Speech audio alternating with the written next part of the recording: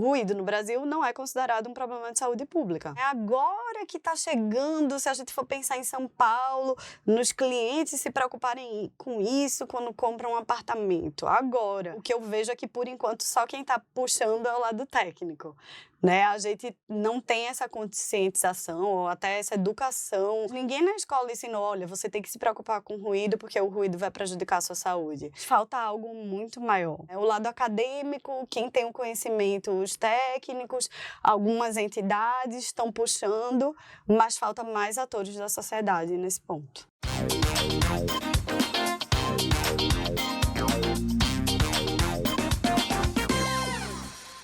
Bem-vindos ao Atenua Cast, eu sou a Nicole Fischer e esse podcast também tem mulher. Hoje eu estou com uma mulher da acústica e ela não só trabalha com acústica, ela também é doutora em acústica e está organizando um grande evento em acústica e está fomentando muito a acústica no Brasil. Estou com a Carolina Monteiro. Bem-vinda! Ai, obrigada, Nicole. Um prazer estar aqui no Atenua Cast para falar um pouco desse universo, né, tão amplo da acústica no Brasil. Exato.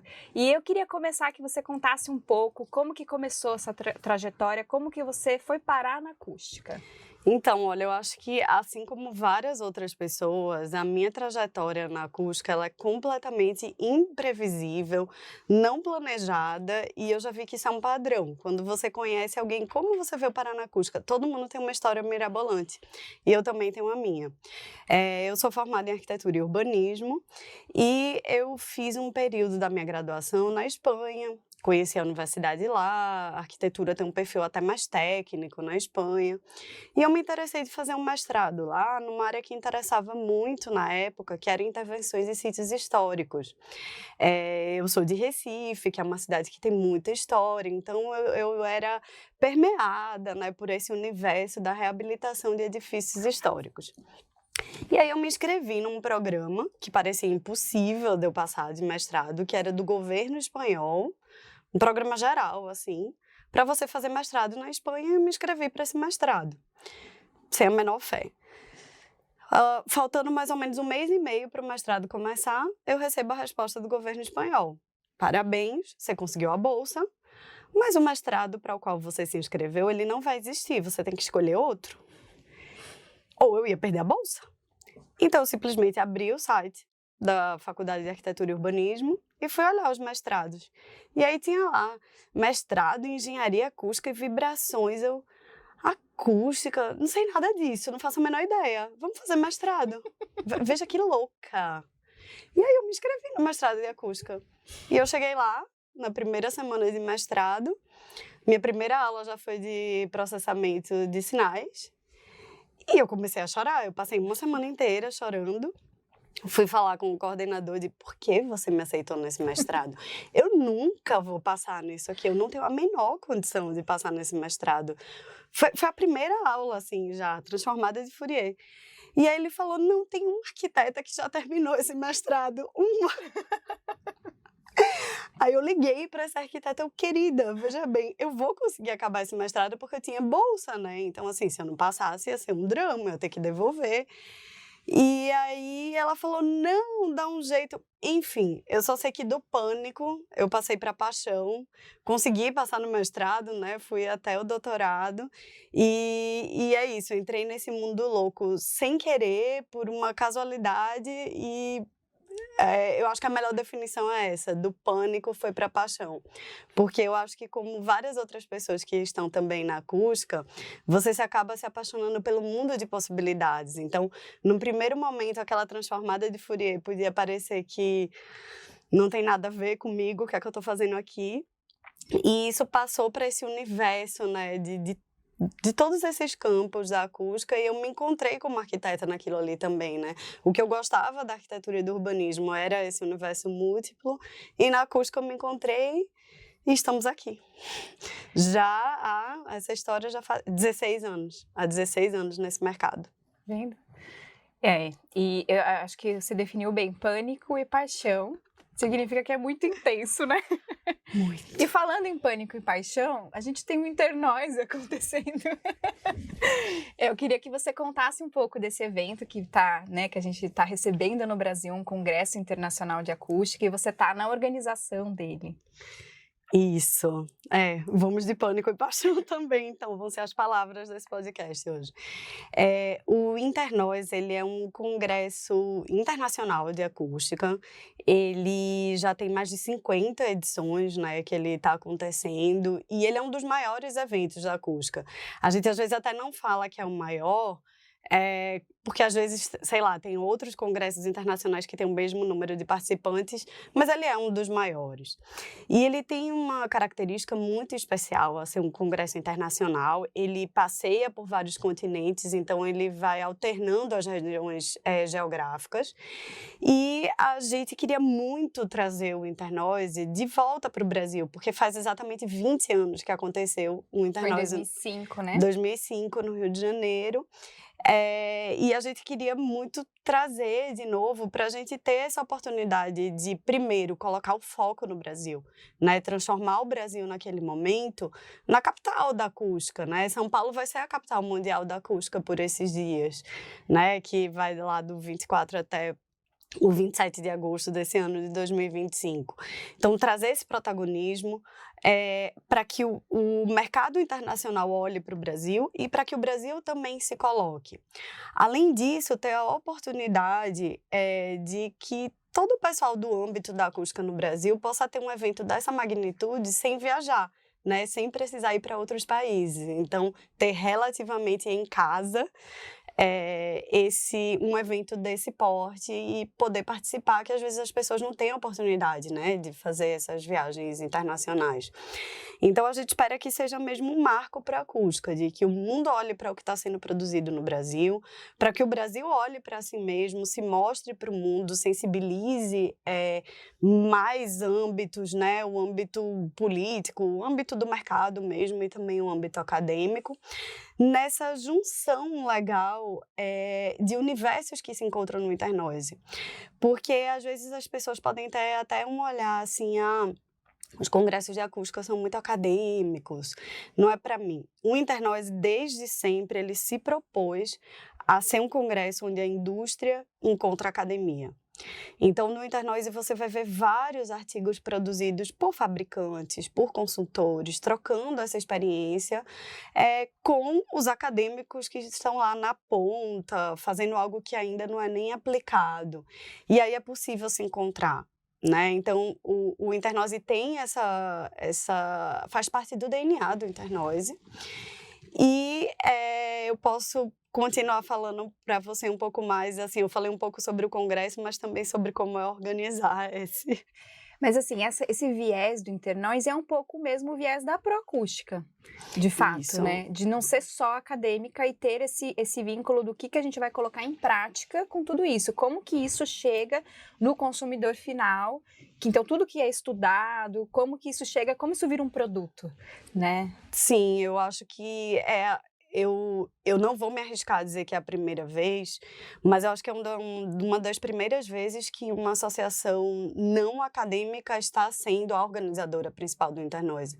Porque eu acho que a Proacústica viu exatamente esse casamento de ideias, de filosofia, né? A Proacústica apoia a inovação, apoia a pesquisa aplicada ao mercado e, obviamente, o evento conta com o apoio da Sobrac, né? Que é a Associação Brasileira de Acústica com esse viés mais acadêmico, mas quem teve essa ideia, quem bancou num primeiro momento foi a Proacústica, porque eu acho que ela viu esse casamento, ela viu que é um congresso que combina com a Proacústica. Então, eu acho que ele vai deixar também essa herança muito enriquecedora para a associação.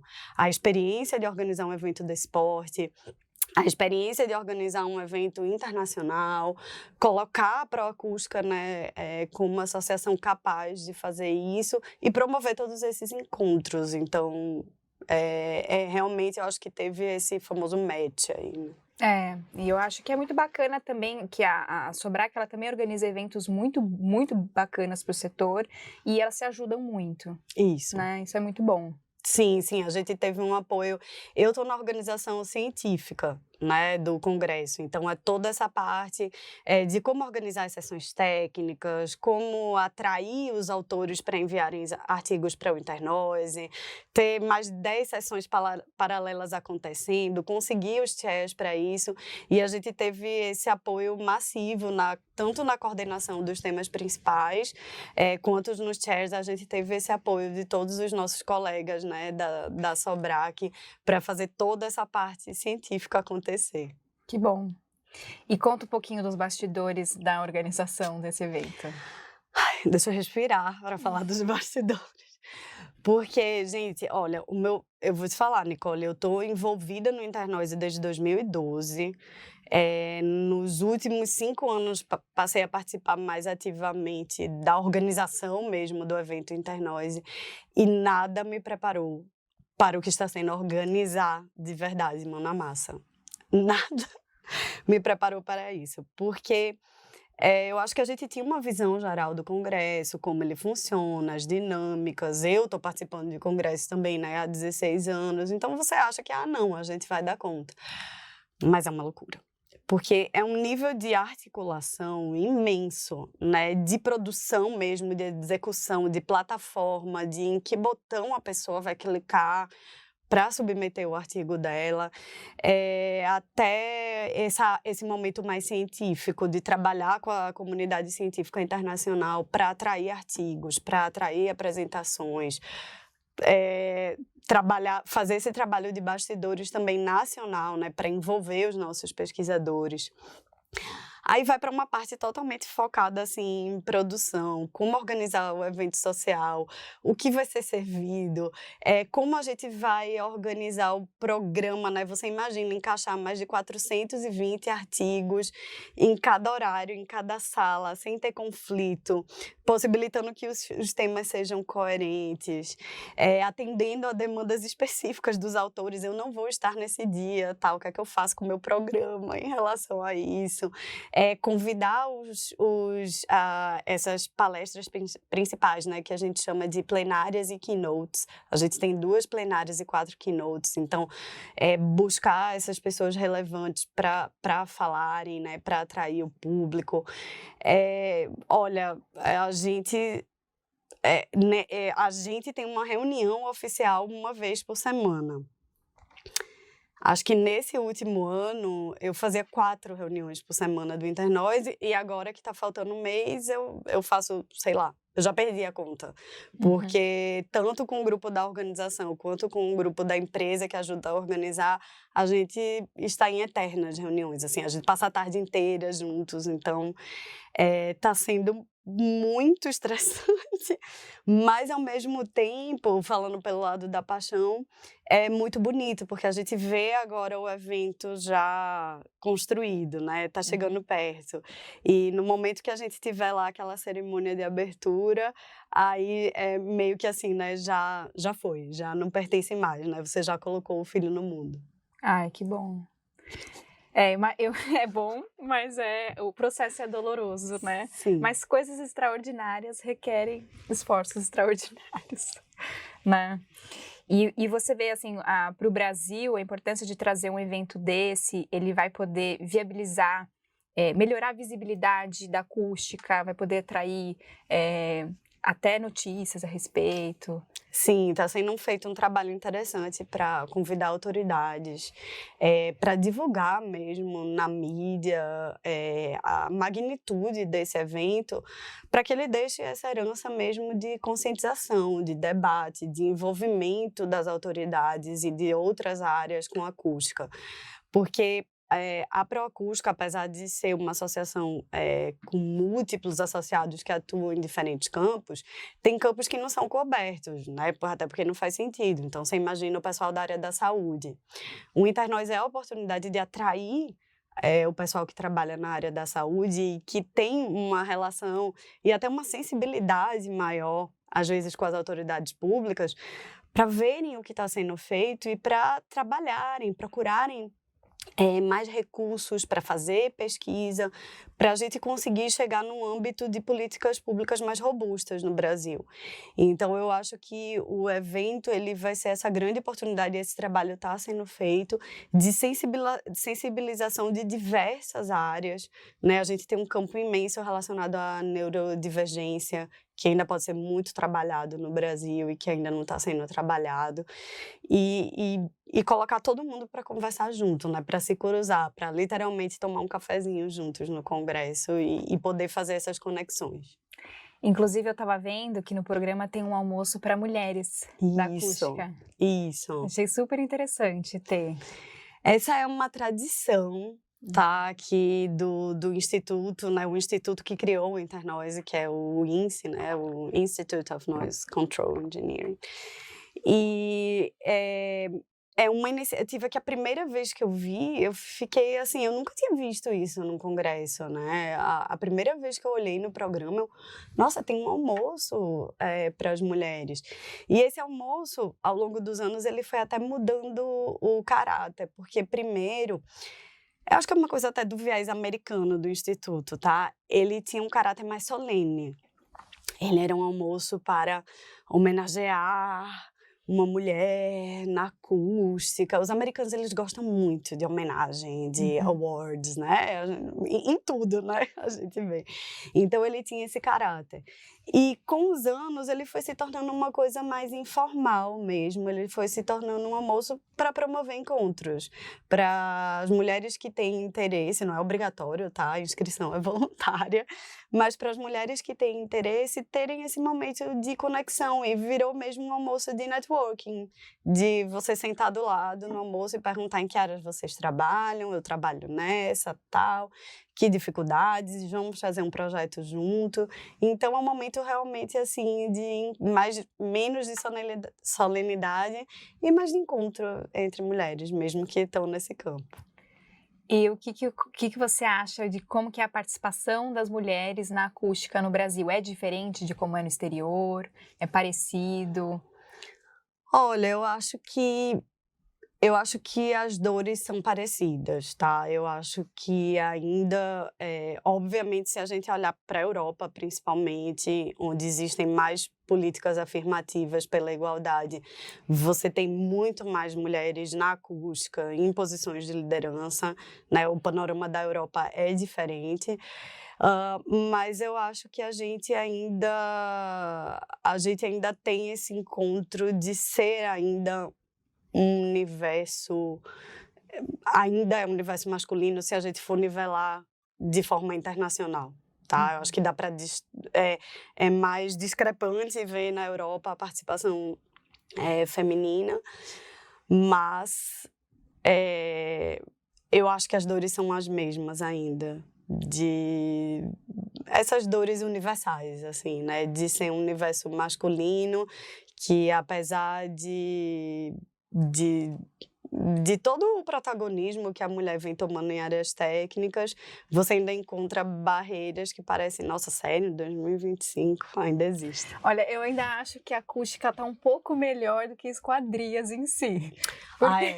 Você que está em esquadrias e na FEAL, aí eu nem comento. Não, assim, que são coisas, assim, em 2025, você ouvir coisas assim, não, mas a mulher está muito presente no mercado. Você vai no supermercado e todas as caixas são mulheres. Poxa, que legal, né? Daí você fica assim, não, eu não tô ouvindo isso. Que incrível. Não, eu acho que você ouve coisas piores. eu acho que aonde eu tô a situação é um pouquinho melhor. Mas eu acho que, em geral, até pela trajetória da mulher no mercado de trabalho, né, as áreas técnicas são mesmo majoritariamente masculinas e a mulher tem entrado há pouco tempo, né, nessas áreas. O que eu observo, Nicole, fazendo uma análise assim, bem geral do Instituto Carolina Monteiro de pesquisa, tá? É que no âmbito da educação, essa diferença já não tem, você já não vê essa diferença. Então, se você for para a universidade, hoje em dia eu frequento muito também o Senai, no âmbito da educação, as mulheres estão lá. A presença é massiva, inclusive em algumas engenharias tem mais mulheres do que homens, tá? Então, assim, no âmbito da educação, o interesse, ele já...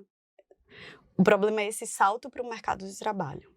As barreiras, elas estão mais nesse salto para o mercado do que na educação. Então, eu acho que se fosse necessário, assim, ter políticas afirmativas, a gente precisaria mesmo para o mercado. Eu acho que na parte da formação, elas já estão lá. Elas estão interessadas. Eu já fui no Senai da parte de automobilística lá. E as meninas dominando, fazendo todos os cursos lá. Mas o mercado de trabalho ainda é complicado. Talvez não tanto pelas... que nem você falou, né? O exemplo que você falou de esquadrias. Mas eu acho que às vezes, por barreiras mínimas, né? Nas áreas técnicas. Às vezes, uma coisa boba que ninguém pensa é, sei lá, horário de trabalho e local de trabalho. Se você tem horários estranhos que vão exigir um deslocamento de madrugada, ou porque às vezes exigem acústica, né, medições de madrugada, coisas assim, isso já é uma barreira, porque o mundo é hostil para as mulheres em termos de segurança. Então isso é uma coisa tão mínima, mas isso já é uma barreira, por exemplo. Sabe que a gente teve essa discussão na fábrica esses dias, inclusive, sobre o horário de entrada, porque fábrica começa às 7. E algumas mulheres falaram assim, eu me atraso porque eu não quero sair no escuro. Porque para mim é diferente do que para um homem sair de casa no escuro, andar na rua no escuro. Exato, é uma coisa mínima, não é por vontade, é tipo assim, é que é real. Você pode ser super corajosa, não, eu não tenho medo, eu quero sair no escuro, mas é uma questão estatística, de que você no escuro é um ser mais vulnerável. Exato. Do que o outro, não tem o que fazer. Exato, é verdade. O que eu vejo é que a gente tem... É triste, né? Porque as pessoas estão estudando, elas querem, mas eu acho que também tem, além dessa barreira mais básica, eu até estava participou na a Fiesp, tem um CONFEM, Conselho Feminino, e daí eles têm uma mentoria, elas na indústria e tal, e eu participei como mentorada, e daí agora eu estou participando como mentora. Ai, que legal! É bem legal, porque daí eles pegam todos os níveis, então eles pegam os níveis das mulheres no operacional, então, que precisam de um treinamento para entrar no mercado de trabalho, e as que estão, agora eu vou ser líder pela primeira vez, então é a parte mais de liderança. E aí elas estavam falando, uma das mulheres lá, antigas, ela falou que antes o que ela precisava pedir era para ter um banheiro feminino no ambiente, porque não tinha um banheiro feminino. Então, assim, o básico do básico, né? Então, e recentemente na empresa, eu também estava com uma situação, uma menina ficou grávida e teve o filho, e daí ela não tinha onde tirar o leite, né, a bomba. E eu falei assim, nossa, é verdade, gente, não tem espaço na empresa para isso. Então, e daí agora tem uma outra que tá passando pelo mesmo processo, eu falei para ela, a gente tem que buscar um lugar para isso, porque a gente não está acostumado, né? Agora a gente está com mais de 20 mulheres na empresa, então você começa a se olhar para coisas que não é porque a gente não quer ter mulher, é que nunca teve essa necessidade. É que esse universo não estava preparado para isso, porque no ambiente corporativo isso já é padrão há mais tempo, né? Mas vocês que estão lá com a fábrica mesmo, vocês se enfrentam isso é uma coisa... E que se não tivesse você lá, talvez ninguém ia nem ir, pra quê? Vai no banheiro. Né, sabe? Então, e nem pode ir no banheiro, né? Não, nem pode, mas eu digo assim, isso. é por falta mesmo é uma coisa de base, né, uma coisa estrutural. Mas eu também ainda acho que tem essa questão de, porque existem, né, estudos, é comprovado que as mulheres ganham menos em cargos iguais. Exato. Então também tem o preconceito dessa mulher saber e ainda existe, eu acho que não é explícito. É aquela coisa assim, que no inconsciente as pessoas acham que o homem sabe mais. Eu tenho exemplos, eu sou CEO, né, de uma startup e aconteceu comigo, sei lá, semana passada, de estar fazendo uma apresentação, uma negociação com o cliente e ele falar explicitamente, olha, por favor, deixa eu falar com o engenheiro. Me passa com o engenheiro, por favor, para eu falar com ele. É como se eu não tivesse condições de... E aí eu fiquei calada, não, tá bom, eu vou te passar com o engenheiro, sabe? A vontade era mandar você sabe com quem você está falando? Sabe, a vontade de brincadeira era isso, mas Um dia ele descobre. não existia ninguém com mais propriedade para estar falando sobre aquele assunto com ele que eu. E aí ele tava, me passa com o engenheiro, por favor, deixa eu falar direto com o engenheiro.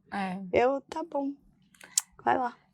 Mas assim, nós estarmos à frente e falando a respeito faz com que as pessoas comecem a refletir sobre isso. Claro.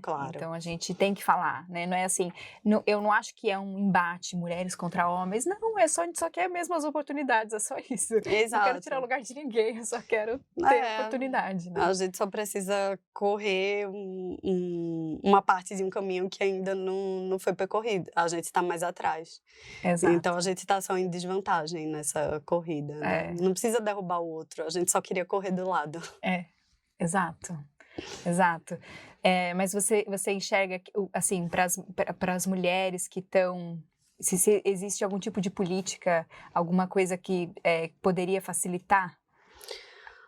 Nicole, isso é muito amplo, senão a gente entra aqui, eu vou, me candidatar à presidência do Brasil. Mas eu acho que, em geral, todo tipo de política afirmativa é necessário. Então, não adianta você falar, aqui na minha área técnica não tem muitas mulheres, porque só... Vá atrás, você tem que abrir uma vaga afirmativa. Estamos contratando mulheres para essa área. A mesma coisa, liderança. A minha empresa não tem lideranças femininas. Não, você precisa formar, porque ela não teve o exemplo, ela não teve ela não nasceu, né, gestora, nem líder, como muitas vezes é colocado o papel, ou nunca nem sequer achou que existia essa possibilidade. Então, eu acho que, em geral, é todo tipo de política afirmativa. Vagas exclusivas, programas de formação, nem esse que você está participando na Fiesp, mentoria, não adianta, é isso, é o que eu falei, a gente está correndo mais atrás, então você tem que empurrar, porque senão nunca vai chegar, entendeu? E essa preocupação também, esse entendimento do ser humano mesmo. Eu lembro... Assim, é muito lugar comum falar, Nicole, mas uma coisa básica, isso que você falou de amamentação. Eu sou mãe. É recomendado mundialmente a amamentação exclusiva até 6 meses. A licença maternidade é de 4 meses. O que você faz nesses 2 meses? Né? Eu, no meu caso, eu sou privilegiada, eu posso trabalhar em casa, eu pude amamentar minha filha até quando eu quis. Mas quem sou eu? Na estatística. Então, a gente está prejudicando a nutrição, é uma questão de saúde pública. A gente está prejudicando a nutrição, a imunidade das crianças, o desenvolvimento da fala. Assim, se eu for dar aqui o textão nesses 2 meses, porque alguém achou que esse número era de 4 meses, e isso não está adequado. E, olha... Ninguém assinou, quando nasceu mulher, eu não assinei um contrato de tipo assim, olha, eu quero ter filho. Eu nasci com esta habilidade. As mulheres nasceram, né, as mulheres que têm útero, nasceram com essa habilidade. Eu não escolhi, desculpa. Então, assim, sociedade, se adapte a isso. Eu gostaria que meu marido engravidasse, mas não dá. Eu amaria ser pai. Nossa, meu sonho. Eu acho que eu teria uns 4 filhos, se eu pudesse ser pai. Então, gente, não é uma questão assim... Não, é uma questão... Mulheres que têm útero e pessoas que têm útero, né, no caso, e têm filhos, é isso... Desculpa, ainda não tem outra forma. E a sociedade tinha que estar adaptada. Eu tenho um amigo que teve filha recentemente, né? Eu falei, e aí, como que tá sendo, né, ser pai? Ele, nossa, é muito bom ser pai. Nossa, recomendo muito. Ser mãe eu não recomendo, porque ser mãe é difícil, viu? Oxe, ela sofre, mas ser pai é uma delícia. E não é que ele não quer, né? Não é um cara presente, que ajuda, mas é porque, por mais que a gente tenha os dois ali atuando na criação, a mulher é sobrecarregada, a começar pela amamentação. né? E é exatamente o que você falou, não foi uma escolha, né? Então, é isso. O problema é isso. A gente começa em mulheres de acústica e a gente acaba na estruturação da nossa sociedade. Então, assim, não quero chegar nesse nível, mas eu acho que é uma oportunidade e acho incrível você trazer esse assunto, porque é uma oportunidade incrível dos outros líderes olharem para isso, gente. É uma realidade. Nós estamos aqui. E você sabe que não tem a ver com isso, mas tem a ver, porque uma vez eu estava vendo uma palestra que estava falando sobre a importância de ter mulheres na TI. Uhum. Que fala, a inteligência artificial, ela está sendo treinada majoritariamente por homens. E daí isso pode gerar um pensamento do tipo, é melhor contratar homem porque não vai ter essa preocupação da licença maternidade. Então, como é importante ter a mulher atuando em TI para ela entrar e mostrar também o lado da mulher.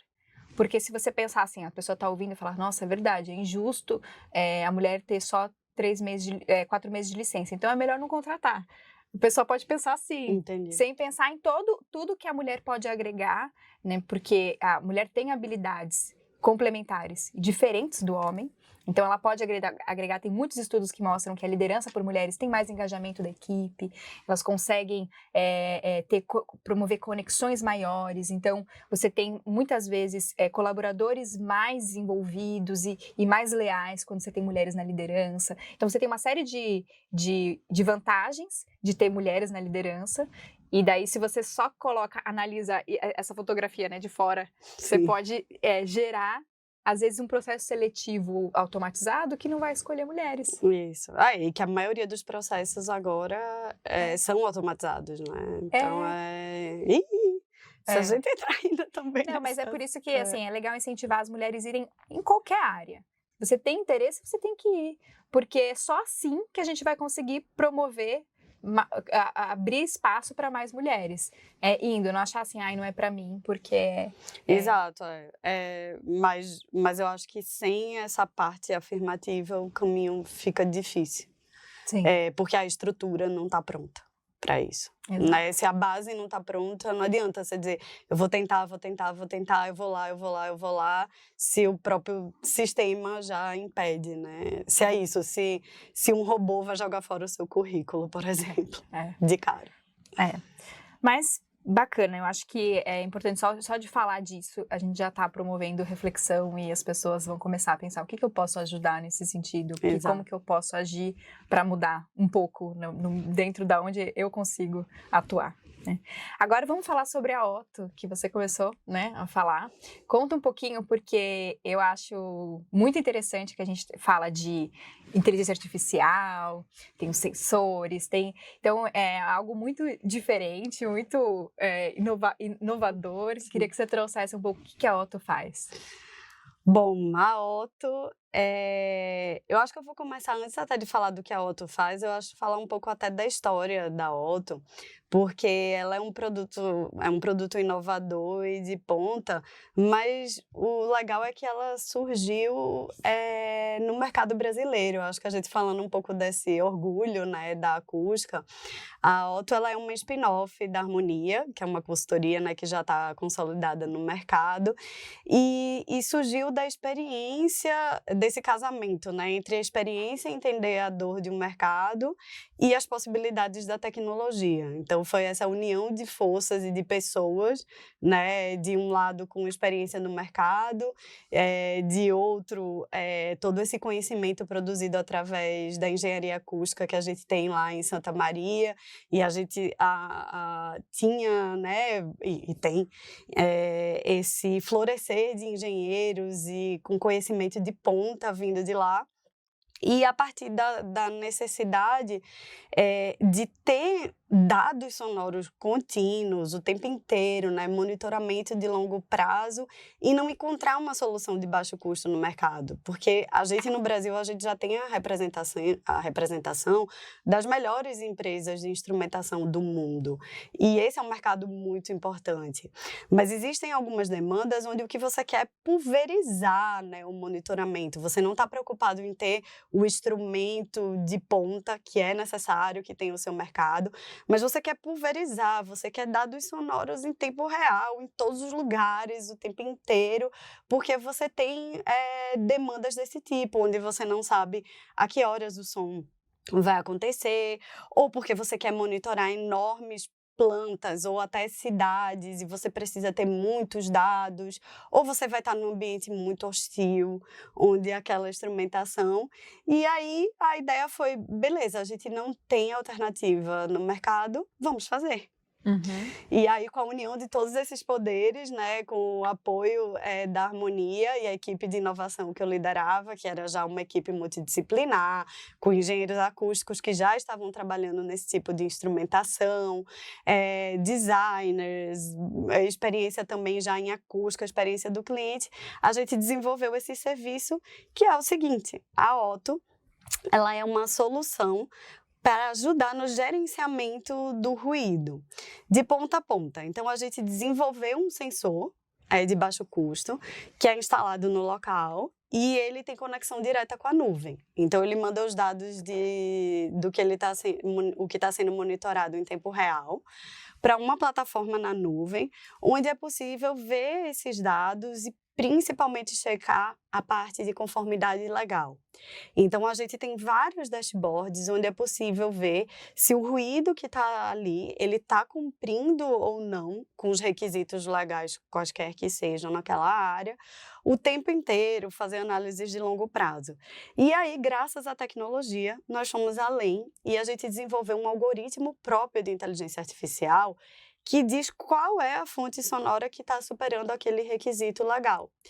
Então, com isso, a gente traz o poder para o usuário, porque ele consegue, primeiro, checar o tempo inteiro se ele está dentro daquele requisito legal ou não, tanto em tempo real quanto ao longo do tempo, mas saber qual é a fonte sonora onde ele precisa atuar. Se é uma fonte sonora que ele está gerando, se não é, se é uma ação que ele pode tomar até sem a necessidade de grandes recursos. Então, a gente leva esses dados, a gente transforma esses dados de monitoramento sonoro em conhecimento, para que eles possam gerenciar. O que eu acho interessante é que para algumas pessoas você falou grego, sabe? Porque Eu tem sei. pessoas que não vão entender. Então, Sim. se você puder dar um case de uso. Exato, é a melhor forma. Que aí o podcast é de acústica, eu fui pro lado da acústica. Não, mas eu acho que é isso. Eu acho que vão ter pessoas que vão ouvir e vão entender tudo. E vai ter gente que vai falar assim, não sei se eu entendi muito o que ela tá falando. Mas vamos direto ao ponto. Gente, uma construtora em São Paulo. São Paulo tem um decreto para ruído de obras que estabelece o limite que aquela construtora pode fazer de ruído durante aquela obra. E você, com certeza, se você é de São Paulo, você em algum momento ficou irritadíssimo porque tem uma obra fazendo a maior barulheira ali do seu lado, né? Em São Paulo tá impossível. Então, o nosso sensor, a construtora contrata, ela instala os sensores lá na obra e ela consegue ver se ela está dentro ou não do que é estabelecido. Dessa forma, ela melhora o relacionamento com você, vizinho da obra barulhenta, porque aí você consegue ver, tá bom, a obra está cumprindo, vou ficar na minha, não vou reclamar tanto. E se ela não está cumprindo, ela vai tomar ações para conseguir cumprir esse decreto. E ela vai conseguir também saber, colocando você vizinho aqui, eu estou colocando agora a culpa na vítima, tô brincando, mas a obra irrita em geral. Mas imagina que o que a gente identifica que está superando mais o limite é o ruído do tráfego ali do lado da rua. A obra vai saber se foi ela mesma, se ela, não, é aqui a minha britadeira. A gente identifica exatamente a fonte, né? Então, é minha britadeira que está superando. Eu vou precisar fazer alguma coisa.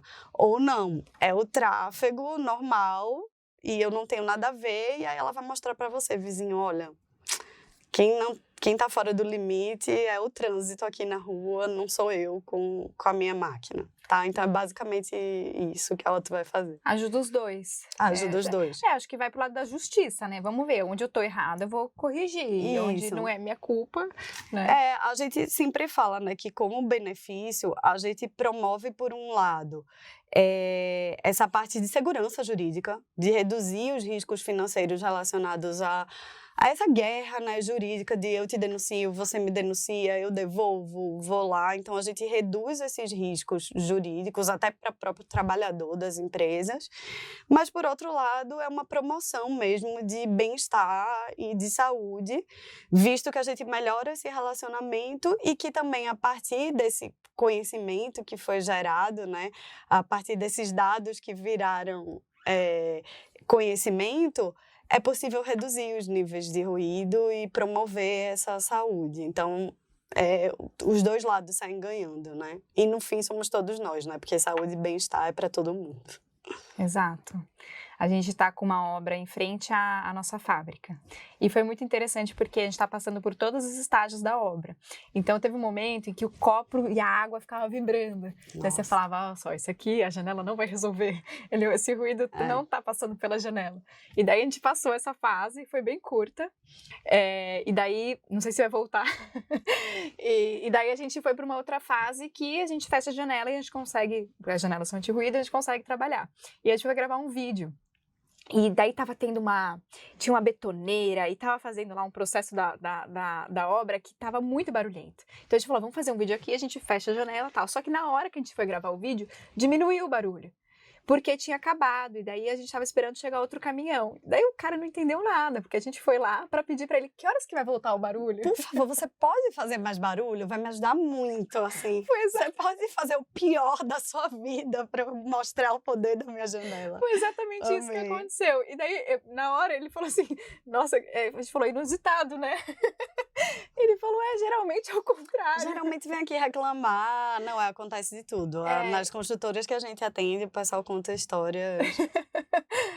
Mas é isso, nem todo mundo tem a oportunidade de ter um ambiente que isole, um ambiente tratado acusticamente para você conseguir trabalhar mesmo com uma obra. E ainda assim, é claro, uma obra é um ruído atípico, não é o normal. O normal é muito mais tranquilo. Então, é sempre difícil você estar com uma obra perto, né? A gente estava comentando, né? O carro fica sujo, é muito entra e sai de caminhão, então é todo um transtorno. Mas quando você consegue ver, não, eles estão... E a gente sabe que vai começar e vai acabar, né? Então, mas se você conseguir ter uma noção se eles estão dentro da lei... Você, inclusive, viu que a China fez Ah, sim. Foi um domo, foi justamente para isso. Para isso. Eu achei super interessante, mas começou a surgir outros questionamentos que e esse pessoal que está lá dentro? Não está sofrendo muito? Exato, mais que o normal? Porque é um domo para cobrir onde está tendo a construção, para aquele ruído não atrapalhar o entorno. Né? Exato. Eu vi soluções menos radicais de uma empresa da Nova Zelândia, que não chega a fazer o domo, mas eles fazem alguns encapsulamentos pontuais, umas barreiras também que são, né, que não são definitivas, para ajudar. Eles fazem soluções de redução do ruído de obra sem chegar a ser o domo, porque é isso, para o trabalhador, eu não sei como é que fica a situação, né, com aquele domo. Se não piora. Se não piora ainda, É que eu realmente, assim, esse da China, eu realmente só vi as fotos. Eu não vi exatamente como é. O que é. Mas eu vi mais esse da Nova Zelândia. E é o que você está falando, assim, em São Paulo a situação está muito complicada com a mudança do plano diretor, né, que favorece você construir áreas consolidadas. Então, não tem mais essa situação, tem uma obra. Não, tem 4 ao seu redor, acontecendo ao mesmo tempo, Sim. Cada uma numa fase diferente. E é isso, e tem esse aspecto subjetivo que você falou. Então, às vezes, os vizinhos partem para as denúncias por raiva mesmo, porque é isso, a rua tá suja, mais gente trabalhando em casa, você tinha uma vista e estão tirando a tua vista, o trânsito, então tem esse aspecto psicológico que muitas vezes é isso, a gente monitora e olha, a obra tá tudo dentro do decreto, então vai além, né? O legal é isso, o legal da nossa solução, por ter essa inteligência artificial que identifica a fonte, é que você vai além e consegue mostrar, olha, não sou eu, é um bar que está ligando a música muito alta, ou o que quer que seja, e poder melhorar esse diálogo, apesar do inconveniente. Porque a gente sempre vai ser um inconveniente, né? Com ruído. Mas o que eu acho interessante é você conseguir medir por um período longo de tempo. Isso. Não precisa ter uma pessoa lá e daí dar sorte de, na hora que ela estiver medindo, acontecer o que realmente sempre acontece. Você ter um tempo maior de medição, você consegue ter, de fato, uma amostra, né, de tempo que mais fiel à realidade. Né? Isso. Fica por anos, né? O monitoramento fica por anos. E o legal, muitas vezes, também no nosso monitoramento, é mostrar o que acontece quando a atividade não está acontecendo. Então, se é uma indústria, quando a indústria não está funcionando, né? O que é que acontece? Já é um ambiente muito ruidoso ou não? Porque tudo isso também influi, né? Ou até na própria obra. O que acontece quando a obra não está funcionando?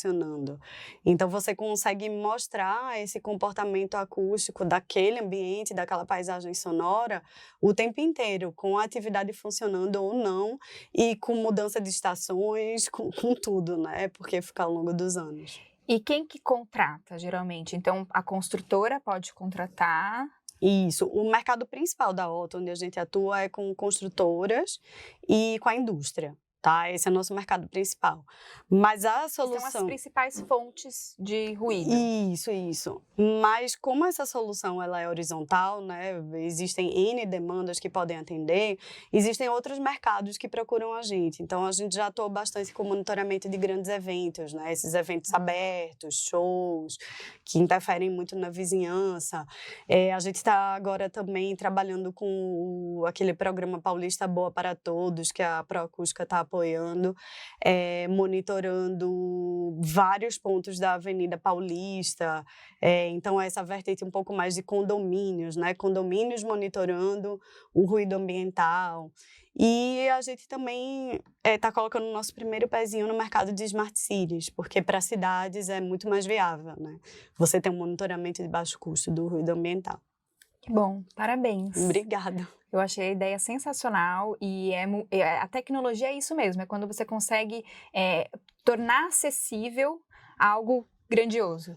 Então, enquanto ela é muito cara, ela ainda não está pronta, né? Ela fica pronta quando todo mundo consegue acessar, né?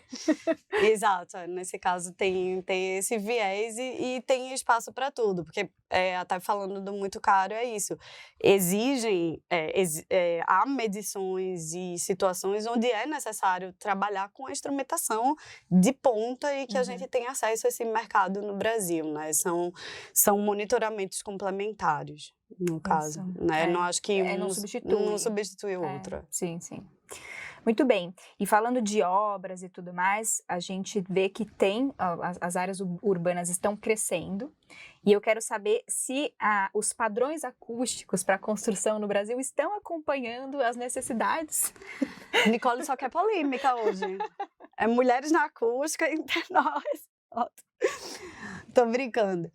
Olha, em relação aos padrões, falando também como pessoa, eu tô lá na BNT também, tá, gente? Eu tô nesse universo dos padrões acústicos também.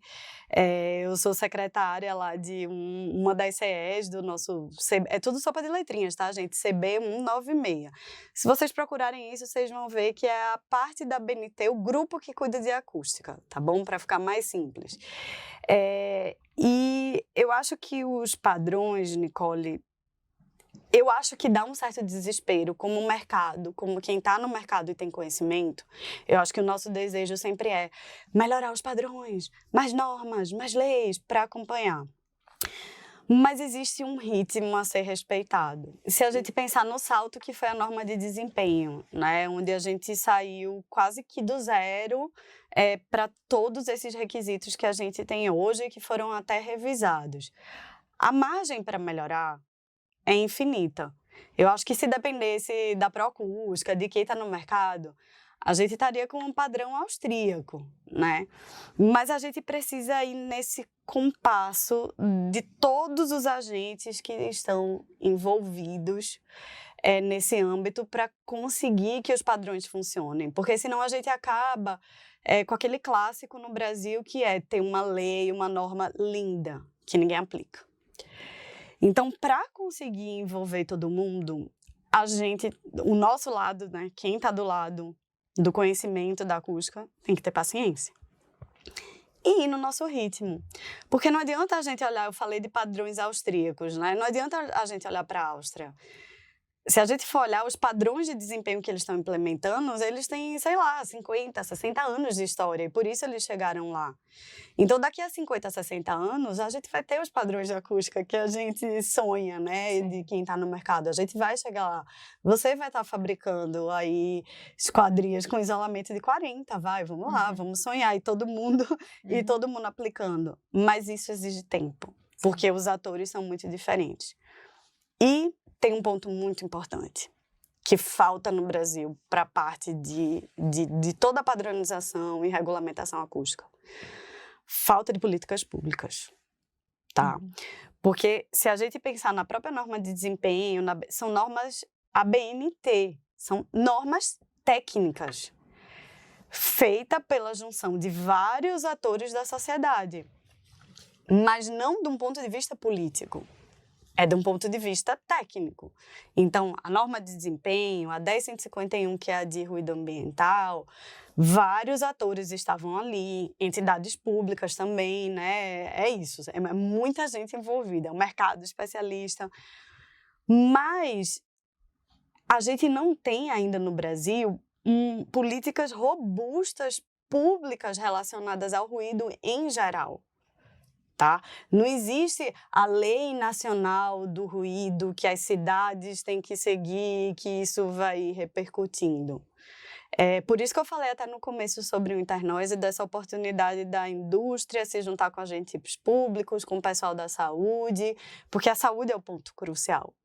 O ruído no Brasil não é considerado um problema de saúde pública. Né? Se fala sobre o sossego público, sobre tudo isso, mas a gente tem uma resolução a gente não tem uma... Sim. As pessoas nem têm esse conhecimento. Esse conhecimento, né? Agora que está chegando, se a gente for pensar em São Paulo, nos clientes se preocuparem com isso quando compram um apartamento, agora. Então, tem um longo caminho aí da nossa sociedade que eu não sei por onde tem que começar. O que eu vejo é que, por enquanto, só quem está puxando é o lado técnico, né? A gente não tem essa conscientização ou até essa educação mesmo, né? A gente não estuda na escola, olha, o ruído é um problema. A gente estuda que a contaminação da água é um problema, a gente tem aula de saneamento básico lá e tal, mas ninguém na escola ensinou, olha, você tem que se preocupar com o ruído porque o ruído vai prejudicar a sua saúde. Então, é algo muito amplo. Então, a gente pode ser polêmico de tem que mudar na norma de desempenho para ruído de impacto, porque mas falta algo muito maior, porque eu vejo só um lado mais puxando, o lado, se a gente colocar, né, a Proacústica e a Sobrac, digamos assim, né, o lado acadêmico, quem tem o conhecimento, os técnicos, algumas entidades estão puxando, mas falta mais atores da sociedade nesse ponto. Eu acredito que o desconhecimento seja com relação, por exemplo, na esquadria tem isso. Eu já vi muita gente falando, nossa, choveu tanto que entrou água na minha casa.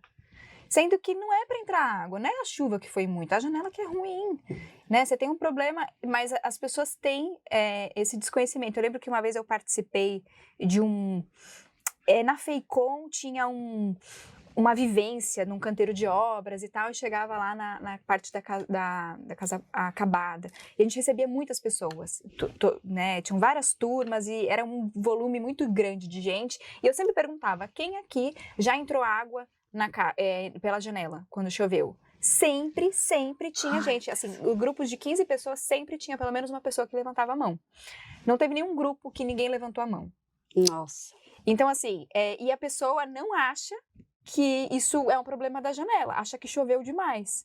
Então, se a gente tem um desconhecimento, uma coisa tão básica que é não pode entrar água na sua janela, né, pela sua janela, pela sua porta, não pode entrar água se ela estiver fechada, imagina a acústica, que não pode entrar o ruído. O caminho ainda é muito longo, eu acho.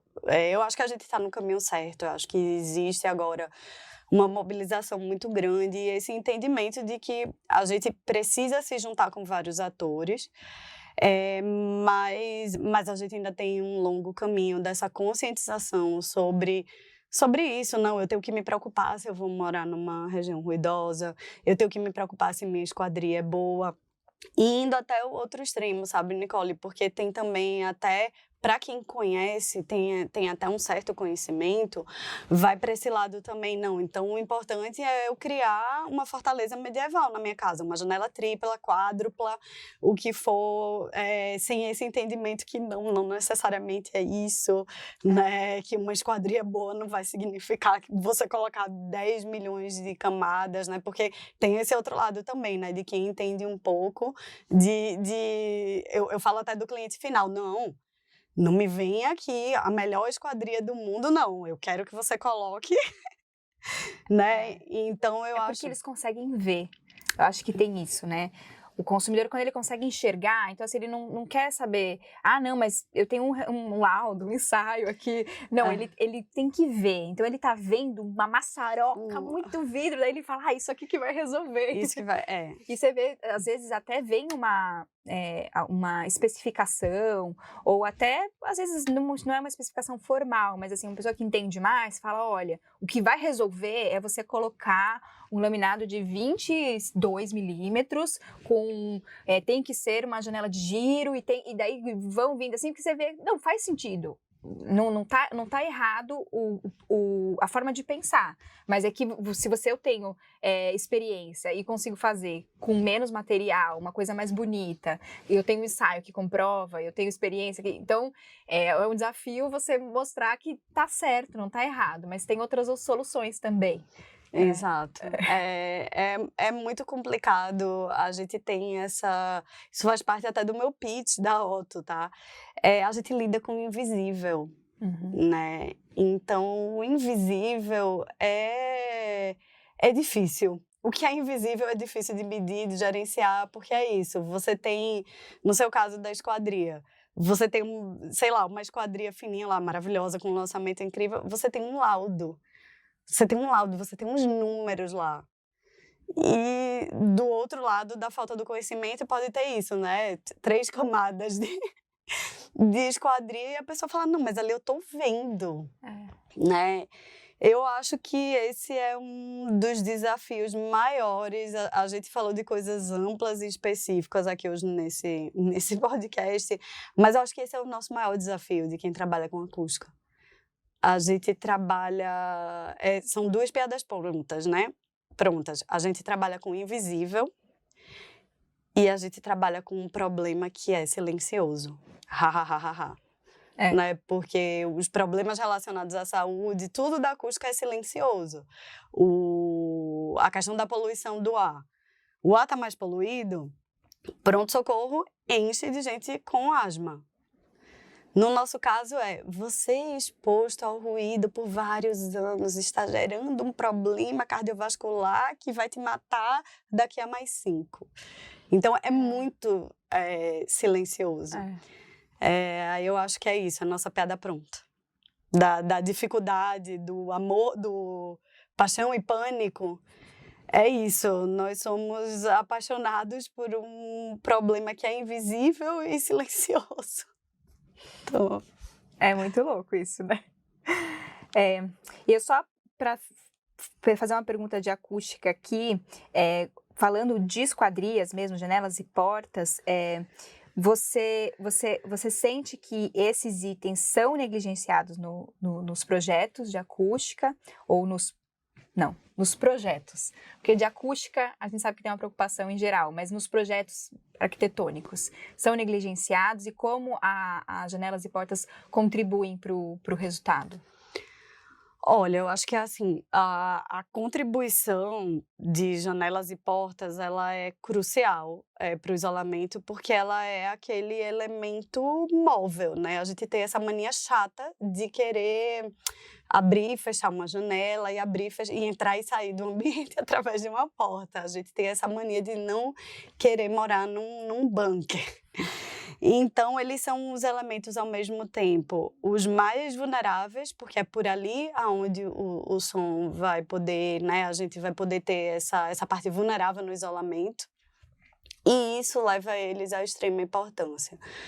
O que eu vejo nos projetos, Nicole, e você como fabricante, você sente isso na pele, é que é um elemento crucial, decisivo, por ser um ponto vulnerável, mas é um ponto de extrema atenção no orçamento.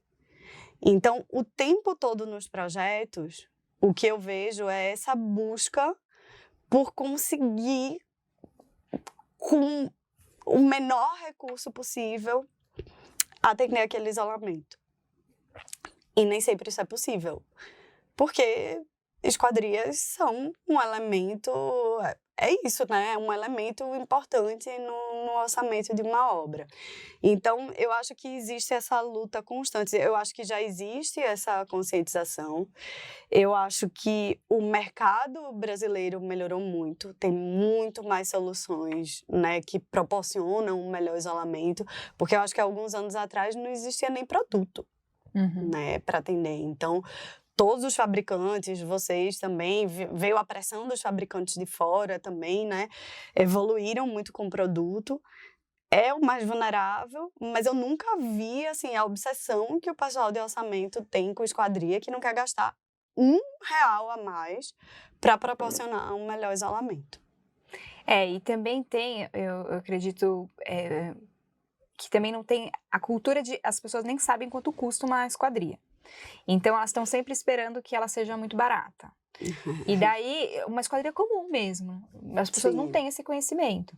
E daí, quando ela descobre que não é o preço que ela gostaria e é, na verdade, mais caro, ela é diferente de um item de sonho de consumo, né? Um sonho de consumo é...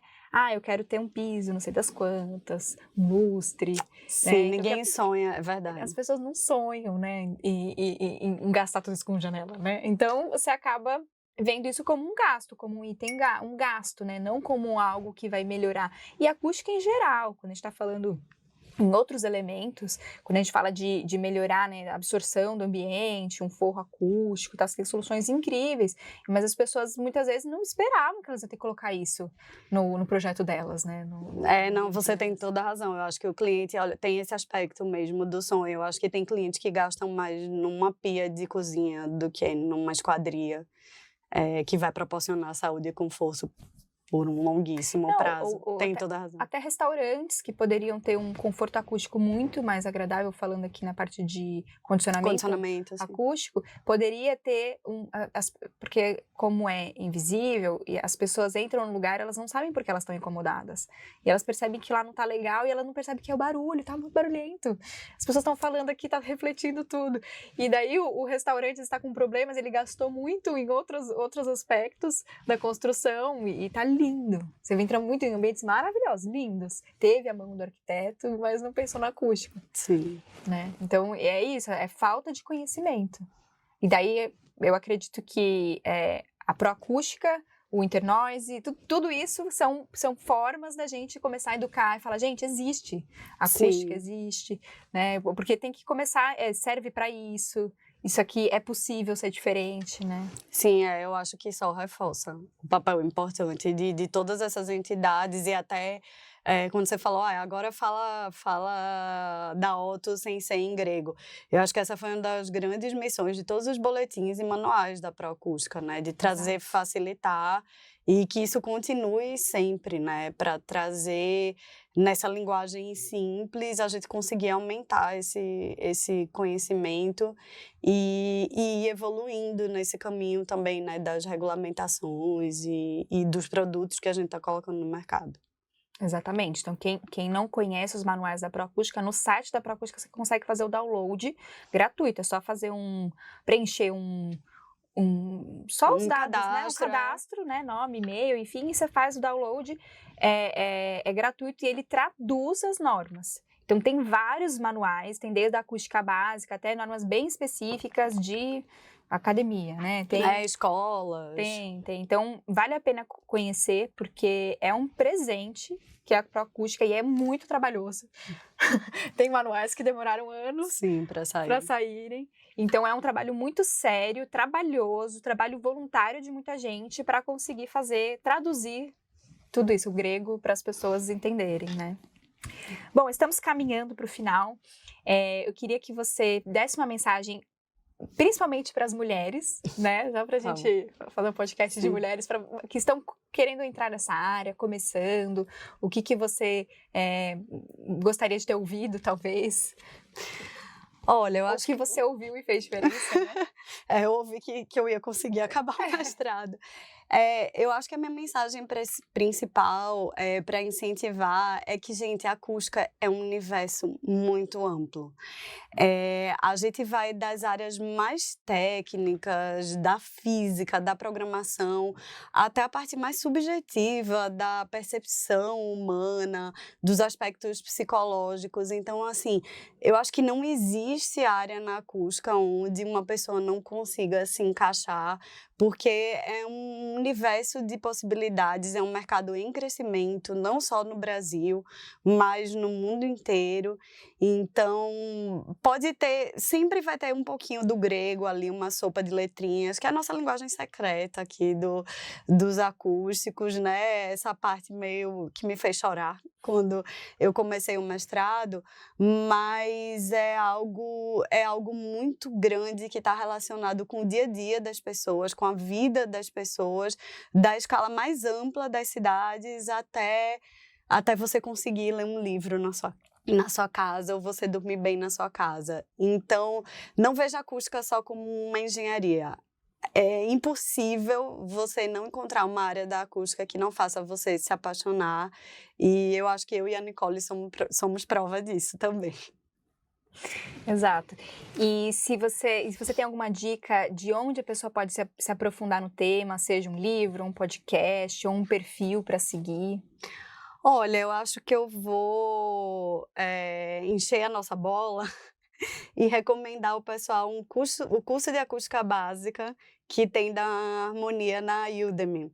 Ele foi online, né? Ele é online, foi ministrado pelo Marcel de uma forma também bem simples, tentando traduzir os conceitos. E eu acho que é um caminho bem legal para colocar esse primeiro pé na acústica, então vou puxar a bola para casa. Muito bem, e parabéns, porque é bom ter um curso acessível, que as pessoas podem começar a entender mais, porque quanto mais as pessoas entendem do assunto, melhor é, você já começa a conversar com, né, as pessoas já estão entendendo do que se trata, Isso. Então você leva a discussão, né? Exatamente. Parabéns por esse curso. Maravilha. Muito obrigada, foi ótima a nossa conversa, a gente falou bastante. Obrigada. Eu já vou aqui deixar que eu quero voltar em algum momento para falar de outro assunto também. Eu quero voltar no Atenuacast, me chama. Combinado. Então, muito obrigada, agradeço bastante. E para quem está assistindo aqui, fala quais são as suas redes. Você posta... Isso, eu acho legal o pessoal me procurar no LinkedIn. Que é a rede profissional, né? Então, se vocês procurarem lá Carolina Rodrigues Alves Monteiro, ou se vocês colocarem Carolina Acoustics no LinkedIn, vocês vão conseguir me achar. E também pedir para vocês seguirem o perfil da Otto, que é OTOH, monitoramento lá no Instagram, e também no LinkedIn, que a gente está sempre falando sobre esses assuntos e vocês conseguem acompanhar as nossas aventuras. Muito bem, então acompanhem esses perfis, acompanhem a Atenuação, tanto no YouTube quanto no Instagram também. E a gente está com, né, tem muitas entrevistas para fazer no Atenuacast, então tenho certeza que você vai gostar. Então continue acompanhando a gente. Muito obrigada.